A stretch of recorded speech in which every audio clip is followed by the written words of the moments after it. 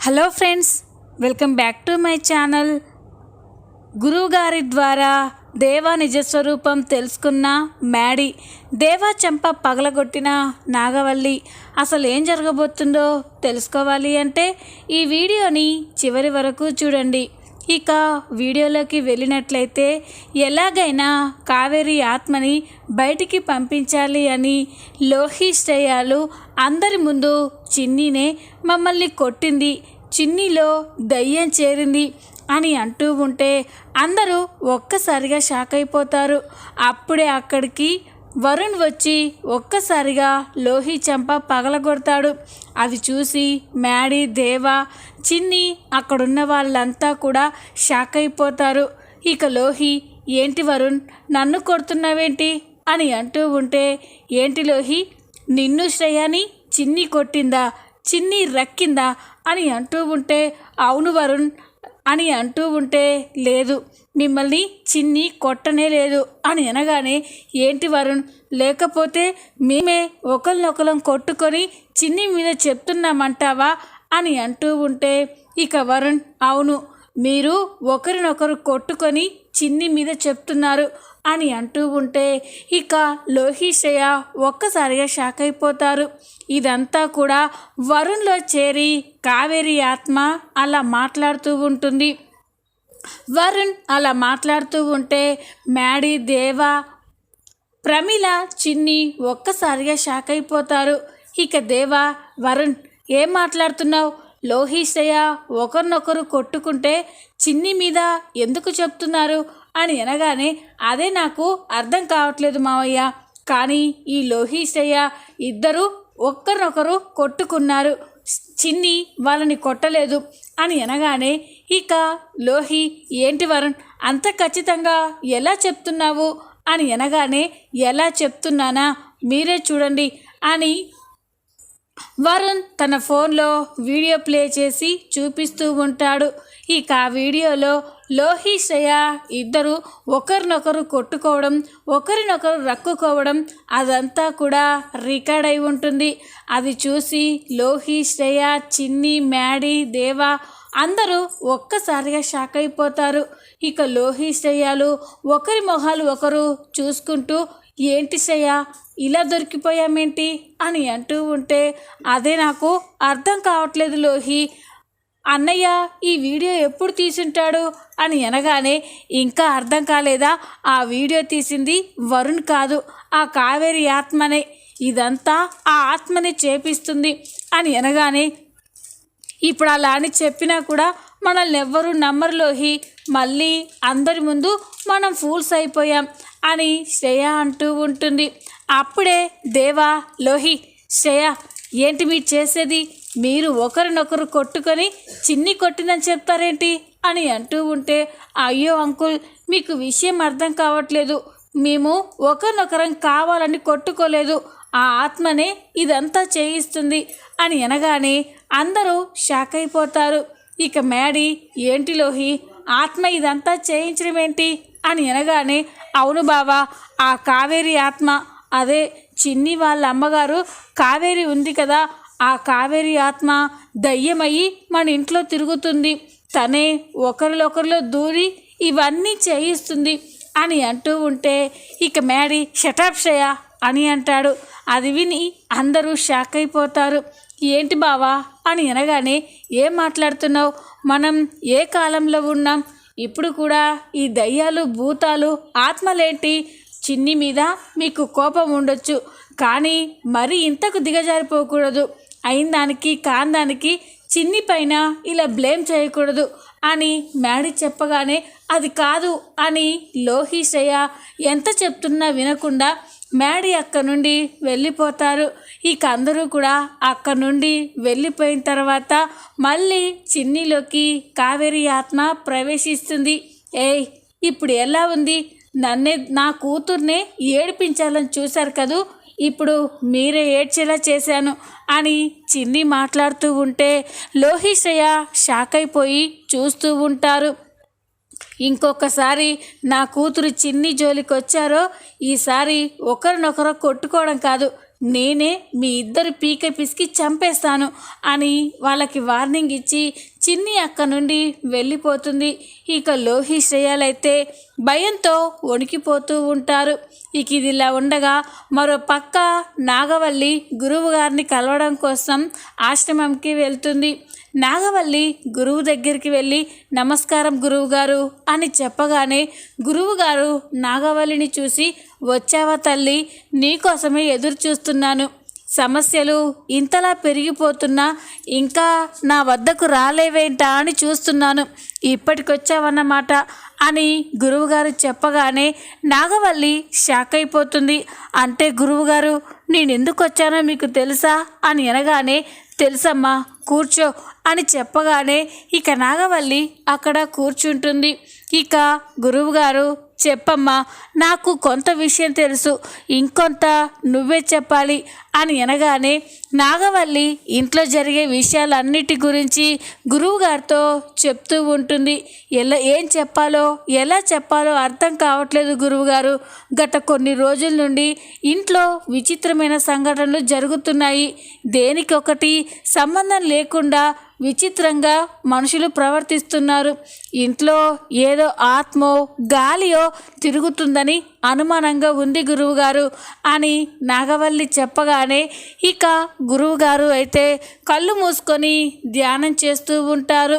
కాసేపటి తర్వాత గురువుగారు కళ్ళు తెరిచి, అవునమ్మా, నీ అనుమానం నిజమే, మీ ఇంట్లో ఆత్మ తిరుగుతుంది అని అనగానే నాగవల్లి ఒక్కసారిగా షాక్ అయిపోతుంది.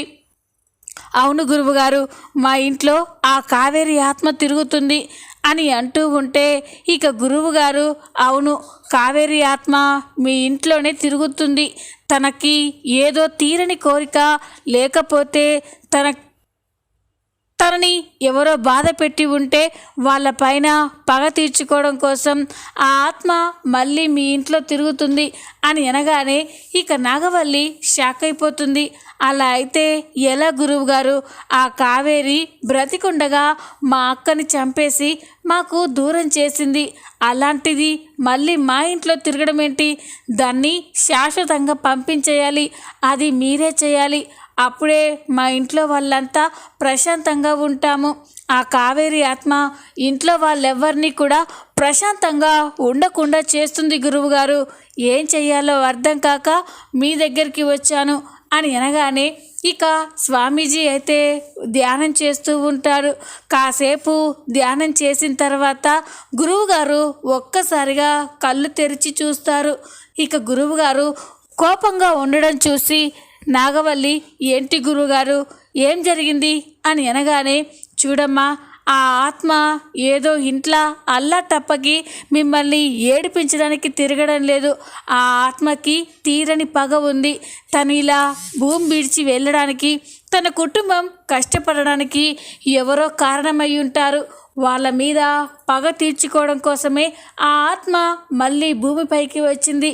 ఆ పగ తీర్చుకుంటేనే, తన కోరిక నెరవేరితేనే మళ్ళీ ఆ ఆత్మ ఈ భూమిని వదిలి అనంత లోకాలకి వెళ్ళిపోతుంది అని అనగానే ఇక నాగవల్లి షాక్ అయిపోతుంది.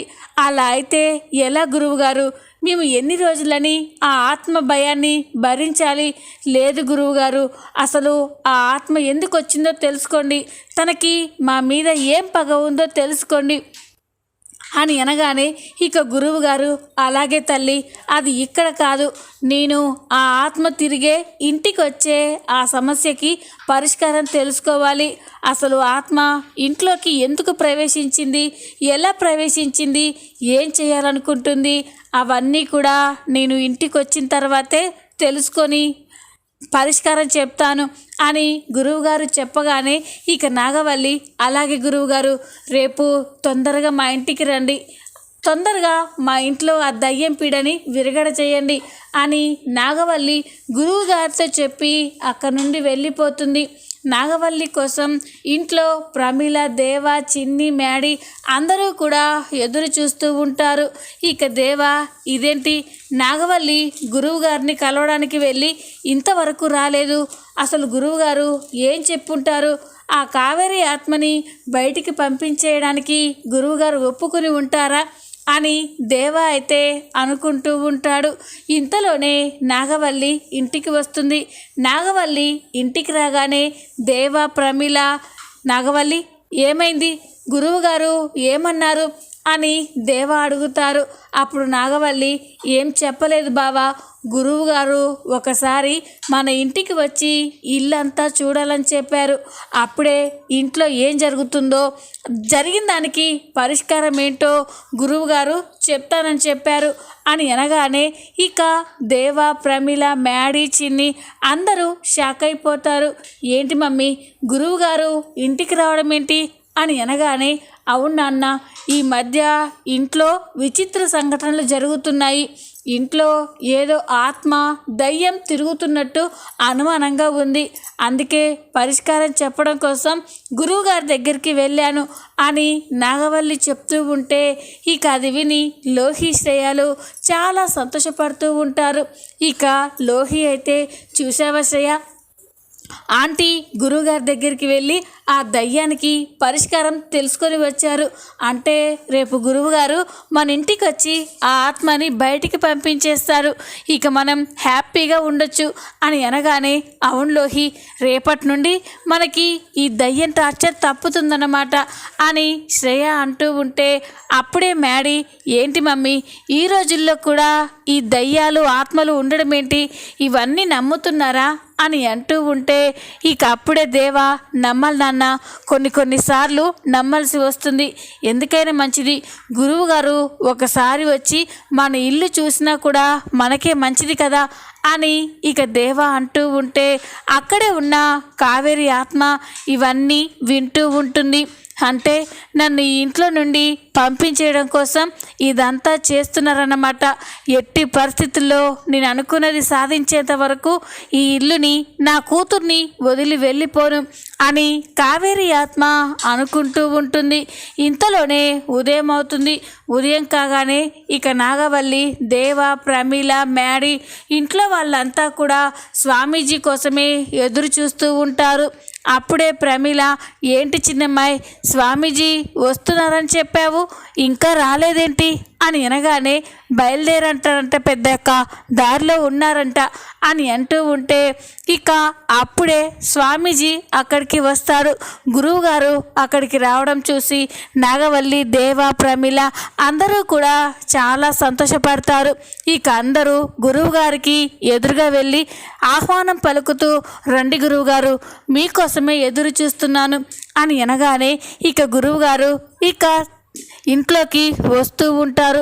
గురువుగారు ఇంట్లో అడుగు పెట్టగానే ఒక్కసారిగా గురువుగారికి షాక్ తగులుతుంది. ఇంట్లో ఏదో దుష్టశక్తి ఉంది అని గురువుగారికి అర్థమవుతుంది. ఇక వెంటనే స్వామీజీ అవునమ్మా, నువ్వు చెప్పింది నిజమే, ఇంట్లో ఆత్మలు తిరుగుతున్నాయి, వాటికి విరుగుడు చేయాలి అని అంటూ ఉంటే అందుకే స్వామి మిమ్మల్ని రమ్మని చెప్పింది. ఈరోజు మీరు ఆ ఆత్మల పీడ విరగడ చేయాలి అని గురువుగారితో చెప్తూ ఉంటే అది నేను చూసుకుంటానమ్మా, ఆ ఆత్మలు ఎందుకు ఇక్కడికి వచ్చాయి, అసలు ఏం చేయాలనుకుంటున్నాయి, ఏం సాధించాలనుకుంటున్నాయో అవన్నీ తెలుసుకొని వాటిని ఇంట్లో నుండి పంపించడానికి ప్రయత్నం చేస్తాను, కానీ మీరందరూ ఇంటి బయటే ఉండండి అని అనగానే ఇక అందరూ కూడా సరే అని ఇంటి బయటే ఎదురు చూస్తూ ఉంటారు. గురువుగారు ఒక్కరే ఇంట్లోకి వెళ్ళి డోర్ లాక్ చేసుకొని ఇల్లంతా కూడా తిరుగుతూ ఉంటారు. మరో పక్క దేవా అయితే చాలా కంగారు పడుతూ ఉంటాడు. ఇదేంటి గురువుగారు ఆత్మలతో మాట్లాడి వాళ్ళు ఎందుకు కిందికి వచ్చారు, ఏం చేయాలనుకుంటున్నారో తెలుసుకుంటానని చెప్తున్నారు.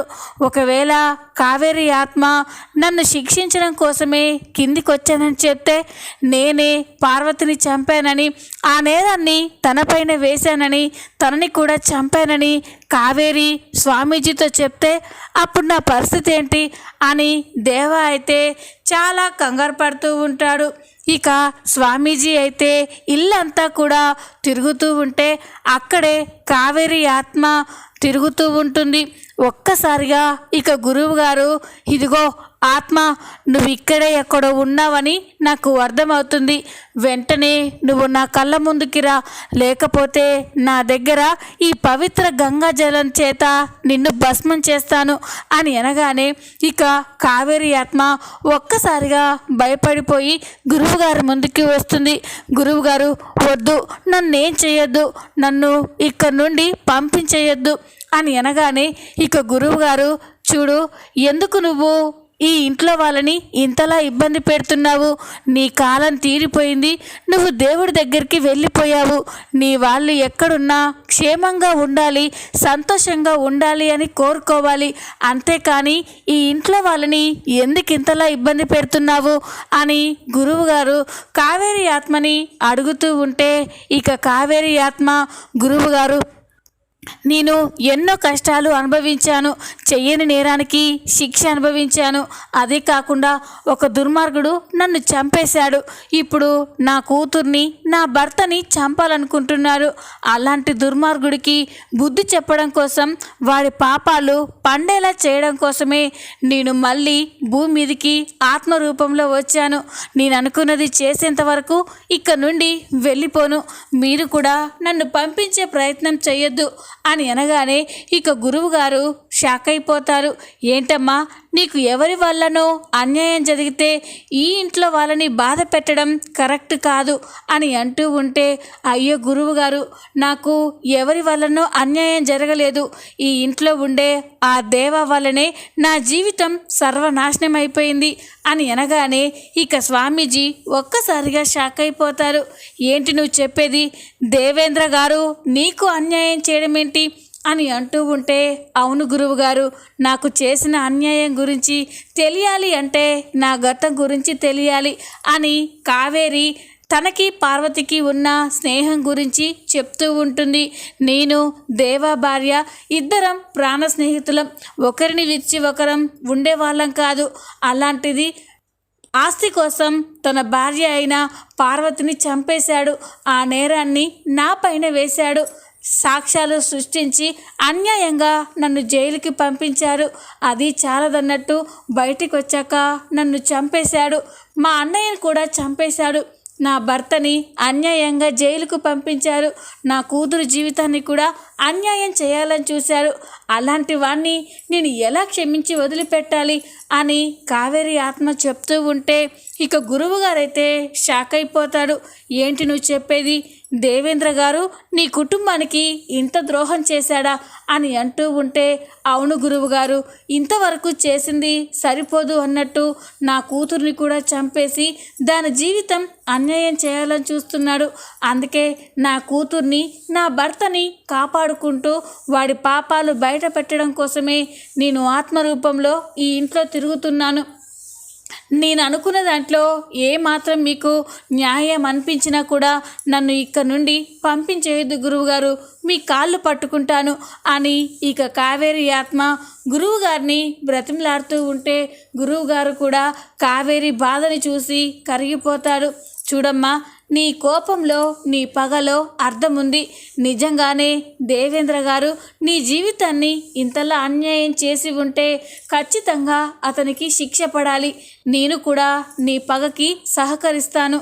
ఈ విషయం ఎవ్వరితో చెప్పను అని అనగానే ఇక కావేరి ఆత్మ చాలా సంతోషపడుతూ, చాలా ధన్యవాదాలు గురువుగారు, నా బాధని అర్థం చేసుకున్నందుకు అని అంటూ ఉంటే ఇక గురువుగారు అలాగేనమ్మా అని చెప్పి తలుపు తీస్తాడు.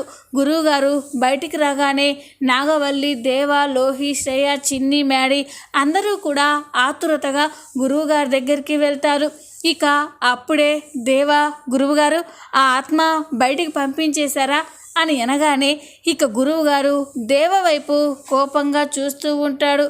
అప్పుడే నాగవల్లి, ఏంటి గురువుగారు, ఆ కావేరి ఆత్మ బయటికి వెళ్ళిపోయింది కదా, ఏం మాట్లాడరేంటి అని అనగానే ఇక గురువుగారు, లేదమ్మా, ఆ ఆత్మ ఇల్లు వదిలి వెళ్ళడం అసంభవం అని అనగానే అందరూ షాక్ అయిపోతారు. అప్పుడే లోహి, అదేంటి గురువుగారు, ఆ ఆత్మ మీద మీ దైవశక్తి కూడా పనిచేయలేదంటారా అని అంటూ ఉంటే, ఆ ఆత్మ తీరని పగతో రగిలిపోతుంది. తన జీవితానికి తన కుటుంబానికి అన్యాయం చేసిన వాళ్ళపైన పగ తీర్చుకోవాలనే మళ్ళీ భూలోకం వచ్చింది. తన పగ తీరేంత వరకు ఆ ఇంటిని వదిలి వెళ్ళిపోనని తెగేసి చెప్పింది. నేను కూడా ఏమీ చేయలేకపోతున్నాను అని గురువుగారు చెప్పగానే ఇక అందరూ ఒక్కసారిగా షాక్ అయిపోయి చూస్తూ ఉంటారు. అప్పుడే నాగవల్లి మరి దీనికి పరిష్కారం ఏంటి గురువుగారు అని అనగానే ఆ ఆత్మ పగ తీరడమే ఈ సమస్యకి పరిష్కారం. తనకి అన్యాయం చేసిన వాళ్ళని అంతం చేసే ఆ ఆత్మ అనంత లోకాలకి వెళ్ళిపోతుంది. అప్పటి వరకు మీరు ఆ ఆత్మతో వేగాల్సిందే అని చెప్పగానే ఇక దేవా అయితే షాక్ అయిపోయి చూస్తూ ఉంటాడు. అంటే ఆ కావేరి ఆత్మ నన్ను నాశనం చేసేంత వరకు ఇక్కడ నుండి వెళ్ళిపోదంట అని ఇక చాలా కంగారు పడుతూ ఉంటాడు. చూద్దాం రాబోయే ఎపిసోడ్లో ఏం జరగబోతుందో. ఈ వీడియో కనుక మీకు నచ్చినట్లయితే లైక్ చేయండి, సబ్స్క్రైబ్ చేసుకోండి. Thanks for watching.